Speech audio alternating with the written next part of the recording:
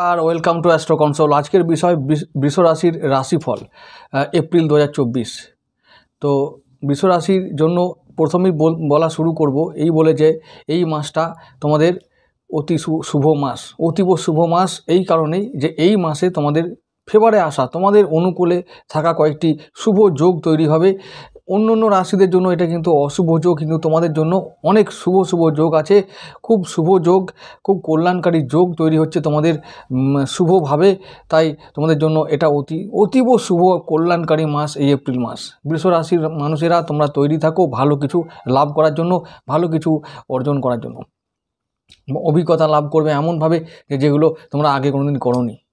তো আমি শুরু করছি আজকের রাশিফলের প্রথম লগ্নভাব থেকে বলবো। তো যাই হোক, প্রথম এপ্রিল মানে পয়লা এপ্রিলে যে গোচর ছিল সেটা হলো যে বুধ বৃহস্পতি একসঙ্গে তোমাদের দ্বাদশভাবে ছিল, এখনও আছে। রবি রাহু শুক্র এরা তোমাদের একাদশভাবে আছে। প্রথমেই বলে রাখি যে রাহু শুক্র একাদশভাবে থাকা মানে তোমাদের পক্ষে একটা পজিটিভ দিক, ইনকামের দিক থেকে উপার্জনের দিক থেকে একটা পজিটিভ দিক। আর একটা কথা বলবো যে শনি মঙ্গল তোমাদের দশমে আছে। দশমে যখন শনি থাকে না, তো দশমে শনি যখন থাকে তোমাদের জন্য অনুকূলে কাজ করে। কর্মজগতে সমস্ত বাধা দূর করার জন্য শনিদেব সবসময় চেষ্টা করেন এবং করেওছেন, আগামী দিনে আরও করবেন। কারণ শনি সবেমাত্র কয়েকদিন আগে উদয় হয়েছেন।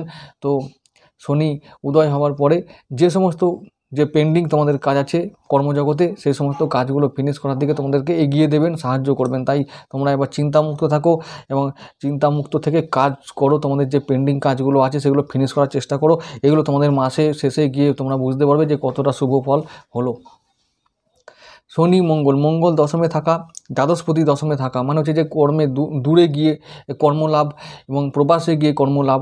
তো বাড়ি থেকে অনেক দূরে গিয়ে কর্মলাভ হবে এবং কর্মে গিয়ে উন্নতি হবে, সেখানে গিয়ে উন্নতি।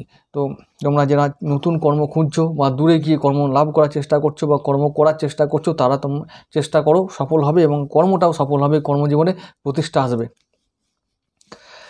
লগ্নপতি শুক্রদেব তো বললাম রাহুর সঙ্গে আছে। যখন লগ্নপতি তোমাদের শুক্রদেব রাহুর সঙ্গে গুরু শিষ্য একসঙ্গে আছে, একাদশভাবে তাও আর শুভভাবে আছে, তাহলে কি হবে? তাহলে হবে এটাই যে আমার সমস্ত কিছু দিয়ে আমি ইনকাম করার চেষ্টা করব এবং আমি লাভ করব। তো শুক্র উচ্চস্থ হয়ে আছে, লগ্নপতি এখন উচ্চস্থ হয়ে আছে। হ্যাঁ, রবির সঙ্গে যুক্ত হয়ে একটু পীড়িত, তো চিন্তার কিছু নেই, কারণ রবিদেব এখন দুর্বল অবস্থায়, রাহু ও শুক্র হাতে বন্দী হয়ে আছে। তাই শুক্রের এখন বলবালা, শুক্রের এখন পোয়া 12। যাই হোক, তো সেই জন্য তোমাদের লগ্নের জন্য যে শুভ ভাব থাকা দরকার, লগ্ন এবং ষষ্ঠ ভাব, অর্থাৎ রোগ থেকে মুক্তি, ঋণ থেকে মুক্তি, শত্রু পীড়া থেকে মুক্তি, শত্রুরা কন্ট্রোলে থাকবে, এত কিছু সুবিধা পাবো। শরীর স্বাস্থ্য ভালো থাকবে।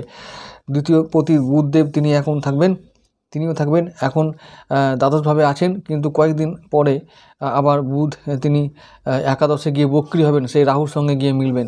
তাহলে এই যে রাহুর সঙ্গে গিয়ে মিললে আবার কি হবে, কিছুটা যে সব অর্থকরী বিষয়ে যে সমস্ত কাজগুলো পিছিয়ে ছিল বা পেন্ডিং ছিল সেগুলো এবার ফিনিশ হবে। কিছু অর্থ লাভ হবে, কিছু প্রাপ্তি হবে, হঠাৎ করে প্রাপ্তি হবে। ফাটকা, জুয়া, লটারি এই সমস্ত যারা ফিল্ডে আছো তারা চেষ্টা চালিয়ে যাও, দারুণভাবে লাভ করবে, এটা নিশ্চিতভাবে বলতে পারি। বৃষ রাশির জন্য এই এপ্রিল মাস অতীব শুভ সময়। যারা ইনকাম করছো বাঁকা পথ মানে অসৎ পথ আমি বলবো না, তো তারা কিন্তু কিছু লাভ করবে। যে সমস্ত ক্ষেত্রে হঠাৎ করে কিছু পাওয়া যায়, হঠাৎ করে কিছু উপার্জন করা যায়, সেই সমস্ত ক্ষেত্রে খুব লাভ হবে। 3 নম্বর বলবো, 3 নম্বর তৃতীয়পতি চন্দ্রদেব, তিনি থাকবেন কিছুদিনের জন্য শনি এবং তারপরে রাহু। এই সময়কালে একটু সাবধান থাকা ভালো। তৃতীয় ভাব হচ্ছে যে ভাই বোন আত্মীয় স্বজন এদের থেকে একটু সাবধান থাকা ভালো কিছুদিনের জন্য, মাসের প্রথম কয়েকটা দিনের জন্য, তারপরে কোনো চিন্তা নেই। তার মানে তারপর তারা তোমার ফেভারে কাজ করবে, তোমাদের সাহায্য করবে, তোমার পাশে থাকবে। আর চতুর্থপতি রবিদেবের কথা বলবো। চতুর্থপতি রবিদেব রাহুর সঙ্গে থাকার জন্য গৃহে সামান্য অশান্তি হতে পারে, আর মানসিক অশান্তি একটু দেখা দিতে পারে। কিন্তু ওই যে বললাম, মানসিক অশান্তি এবং গৃহে অশান্তি তখনই হবে যখন তুমি কাজের জন্য দৌড়ঝাঁপ করবে, বাইরে বাইরে ঘুরে বেড়াবে। তখনই ওই যে বললাম কর্মে উন্নতি হবে, কিন্তু প্রবাসে গিয়ে, দূরে গিয়ে তখন তো মনে একটু শোক হবেই, মনে একটু কষ্ট হবেই, আর পরিবারের জন্য সময় দিতে পারবে না। তখন একটু পরিবারেরও অভিযোগ থাকবে, ওদের সঙ্গে একটু বনিবনার অভাব ঘটবে। এই সমস্যা আর এমনি বড় কিছু হবে না, এরকম কোনো বড় কোনো সমস্যার বিষয় এখন নেই। পঞ্চমপতি বুধদেব তো বললাম এখন রাহুর সঙ্গে আছে। সুতরাং সন্তানকে যারা বিদেশে পাঠাতে চাইছো, যারা বিদেশে গিয়ে পড়াশোনা করতে চাইছো, যারা বিদেশি ডিগ্রি অর্জন করতে চাইছো বা শিক্ষার প্রতিষ্ঠানে ভর্তি হতে চাইছো, তারা চলে যাও আর সন্তানকে পাঠিয়ে দাও, খুব সাকসেসফুল হবে আর সন্তান নাম কামাবে। এবার আসছি ষষ্ঠপতি কথা বললাম, শুক্রদেব তোমাদের ফেভারে ঋণ মুক্তি, রোগ মুক্তি ঘটাবে। সপ্তমপতি মঙ্গলদেব এখন আছেন দশমভাবে শনির সঙ্গে। তাহলে কি হবে, মঙ্গলদেব শনির ঘরে আছেন, শনির সঙ্গে আছেন, তার মানে কি সপ্তমপতি, অর্থাৎ সামান্য দাম্পত্য অশান্তি দেখা গেলেও কিন্তু জীবনসাথী তোমাদেরকে আখেরে সাহায্য করবে, সাপোর্ট করবে, যে কোনো কাজে তোমাদের পাশে দাঁড়াবে। দাম্পত্য ভাবটা শুভ না হলেও মধ্যম বলা যায়। অষ্টমপতি গুরুদেব তিনি দ্বাদশে আছেন, এই জায়গাটা নিয়ে একটু অশান্তি দেখা দিতে পারে, অর্থাৎ হঠাৎ করে আইনি ঝঞ্ঝাটে জড়িয়ে যেতে পারো, সেটা নিয়ে সাবধান থেকো। আর খরচ আর মানে আয় ব্যয়ের মধ্যে নিয়ন্ত্রণ রাখার চেষ্টা করো। এরপর আসছে নবমপতি আর দশমপতি। নবমপতি ভাগ্যপতি, অর্থাৎ শনিদেব তিনি আছেন নিজের ঘরে এবং রাহুর নক্ষত্রে। তাহলে ভাগ্য এখন তুঙ্গে, তো ভাগ্য এখন তোমাদের অনুকূলে থাকবে। সুতরাং কোনো চিন্তা নেই, তোমরা যে কোনো কাজে হাত দেওয়ার আগে তোমরা চিন্তা ভাবনা করে পরিকল্পনা করে যদি করো, তাহলে অবশ্যই সেই কাজে তোমরা সফল হবেই। আর কিছু লাভ হবে, যেটা থেকে যে লাভটা হলে তোমাদের জীবন ও ভাগ্য পরিবর্তন হবে, সেরকম লাভ হবে। অর্থ প্রাপ্তি হবে, সম্পদ প্রাপ্তি হবে, সমৃদ্ধি প্রাপ্তি হবে। তো একাদশপতি গুরুদেব তিনি আছেন দ্বাদশভাবে। তো ইনকাম যেমন হবে আবার ব্যয়ও তেমন হবে, এটা মাথায় রেখো।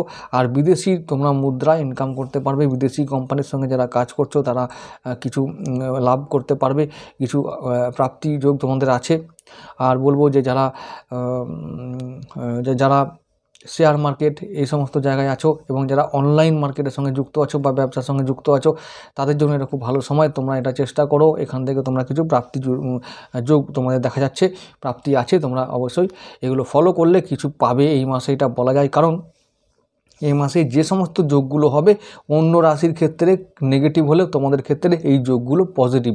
যেমন ছন্নছাড়া যোগ, দারিদ্র দোষ, গ্রহণ দোষ, অঙ্গার দোষ, এই সমস্ত দোষ আছে, নাগ দোষ, এই এতগুলো দোষ গোচরে হলেও তোমাদের জন্য কিন্তু কোনো রকম তোমাদের পক্ষে এটা সবথেকে বড় অ্যাডভান্টেজ, সবথেকে বড় সুবিধা, সবথেকে বড় সুযোগ বলতে পারো।